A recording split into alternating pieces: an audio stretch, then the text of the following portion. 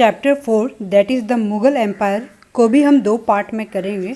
First part में हम discuss करेंगे अबाउट मुगल्स कौन थे, देन अबाउट देयर फोरफादर्स, फिर हम डिस्कस करेंगे about Mughal military campaign, then about Mughal tradition of succession, then about the relation with the rulers, in the last we will discuss about mansabdars and जागीरदार्स।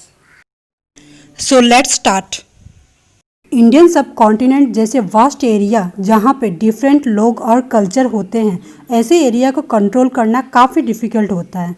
But Mughals ने 17th century के around सब continent के most of the areas को control कर लिया था। उनके administration के स्ट्रक्चर और गवर्नेंस के आइडियाज़ भी काफ़ी इम्पैक्टफुल थे।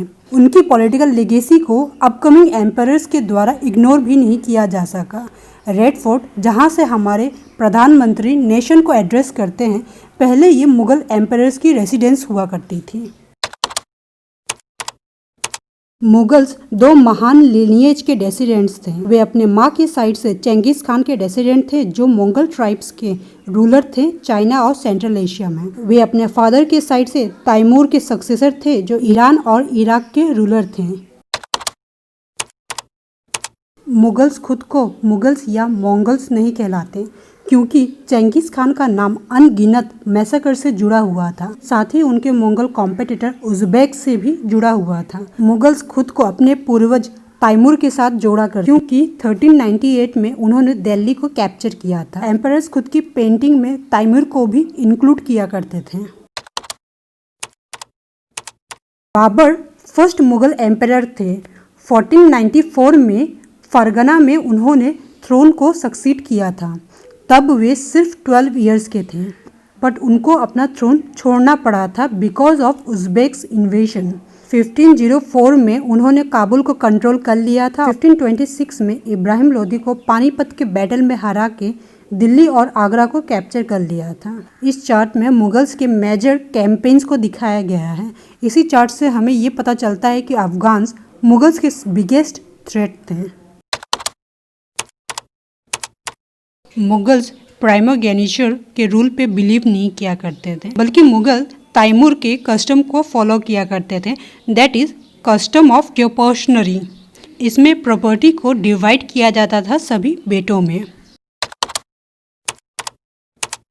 मुगल रूलर्स उन रूलर्स के अगेंस्ट बार बार कैंपेन किया करते थे जो उनकी अथॉरिटी को एक्सेप्ट नहीं करते। बट जैसे जैसे मुगल्स की पावर बढ़ते गए, वैसे बाकी रूलर्स भी उन्हें ज्वाइन करते गए। इसकी बेस्ट एग्जांपल है राजपूत। राजपूतों ने अपनी बेटियों की शादी भी मुगल फैमिलीज में करवाई थी और हाई पोजीशंस अचीव की थी। बट सभी राजपूतों ने मुगल अथॉरिटी को एक्सेप्ट नहीं किया था, लाइक द सिसोदिया राजपूत। जब भी कोई रूलर्स मुगल से हारा करते हैं तो उनकी टेरिटरी उन्हें सम्मान पूर्वक वापस कर दी जाती, बिना उन्हें ह्यूमिलिएट किए, एज अ असाइनमेंट। मुगल की इसी केयरफुल बैलेंस की वजह से ही वे अपने टेरिटरी को एक्सपांड कर पाए और बहुत से किंग और चीफशियंस को इन्फ्लुएंस कर पाए। बट ये बैलेंस हमेशा से नहीं रही। लाइक जब शिवाजी ने मुगल्स की अथॉरिटी को एक्सेप्ट करना चाहा तो औरंगजेब ने उन्हें इंसल्ट किया था। जैसे जैसे मुगल्स की रीजन्स एक्सपांड होने लगी थी, वैसे उन्हें काफ़ी सारे लोगों को रिक्रूट करना पड़ा था, जिसमें Iranians, Indian Muslims, Afghans, Rajputs, Marathas थे। जो भी मुगल सर्विस को ज्वाइन किया करते उन्हें मनसबदार कहा गया। मनसबदार वे लोग थे जो मनसब की पोजीशन को होल्ड किए थे, जिसमें ग्रेडिंग सिस्टम भी थी, like rank, salary, military responsibilities.